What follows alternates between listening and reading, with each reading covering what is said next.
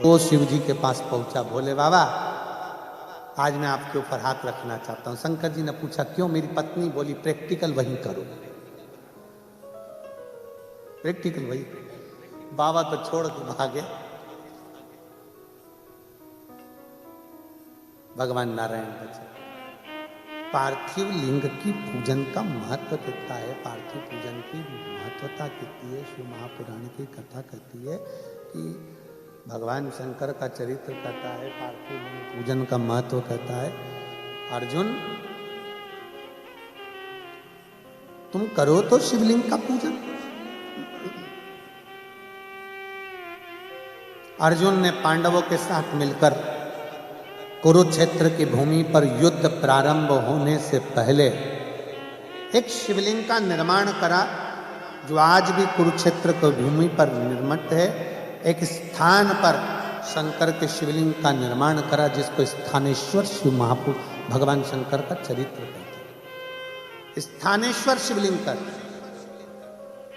स्थानेश्वर महादेव का, कुरुक्षेत्र की भूमि पर विराजमान, कुरुक्षेत्र की भूमि पर विराजित। बोले स्थानेश्वर महादेव की जय।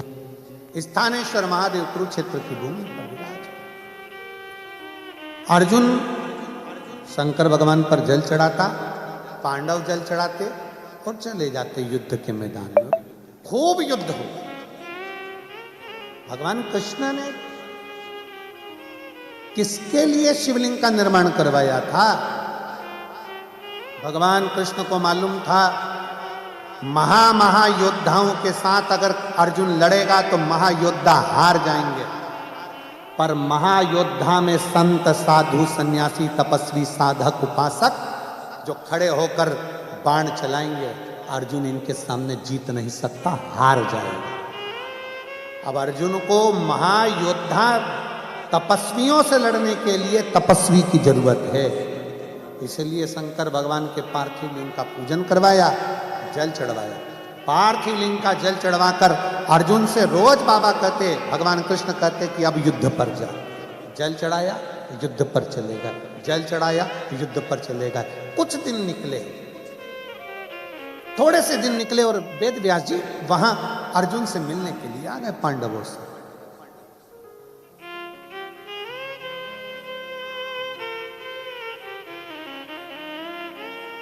वेद व्यास जी जब अर्जुन से मिलने के लिए, पांडवों से मिलने के लिए आए, बीच रास्ते में पांडव मिल गए। आज युद्ध थमा हुआ था। पूछा, अर्जुन ने वेद व्यास जी को प्रणाम किया, नमन कर कर कहा प्रभु आपके चरणों में मैं दंडवत करता हूं, प्रणाम करता हूं। थोड़ा मेरे मन का संशय, क्या आप संशय मिटा सकते हो? मेरे मन में थोड़ी सी संशय ताड़ी हुई है, वो संशय समाप्त कर सकते हो?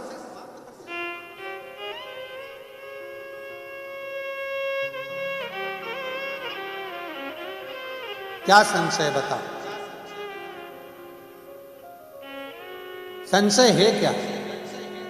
महाराज जी 6 दिन से युद्ध चल रहा है और 6 दिन से मैं देख रहा हूं, जब मैं युद्ध के मैदान में रथ को आगे बढ़ाता हूं, मेरे सामने बहुत विशाल सा कोई पुरुष त्रिशूल लेकर, जटा बांधा हुआ सा, भस्म लपेटा हुआ सा, त्रिपुंड लगा सा कोई पुरुष मेरे रथ के आगे आगे चलता है। मैं 3 बार रथ से नीचे उतरा, बाहर जाकर देखा कोई पुरुष मुझे दिखता नहीं।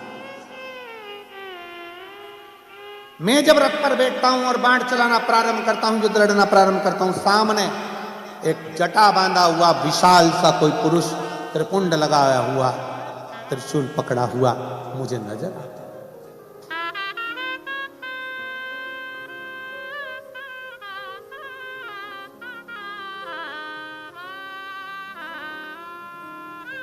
समझ नहीं आता कौन है, कौन? वेद व्यास जी हंस दिए।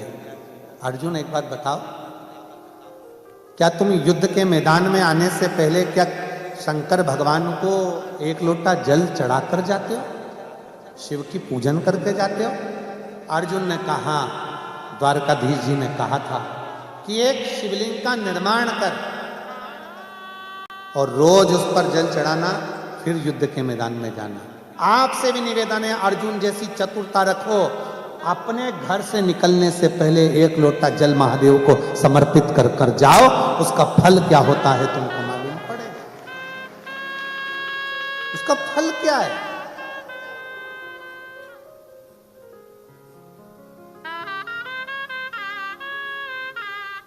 कोई लेट बनता है, कोई जल्दी बनता है, पर शिव को जल चढ़ाने वाला एक दिन सेठ जरूर बनता है। साधारण नहीं छोड़ता मेरा भोले बाबा। और मेरे भोले तेरी नौकरी सबसे बढ़िया है, सबसे खरी।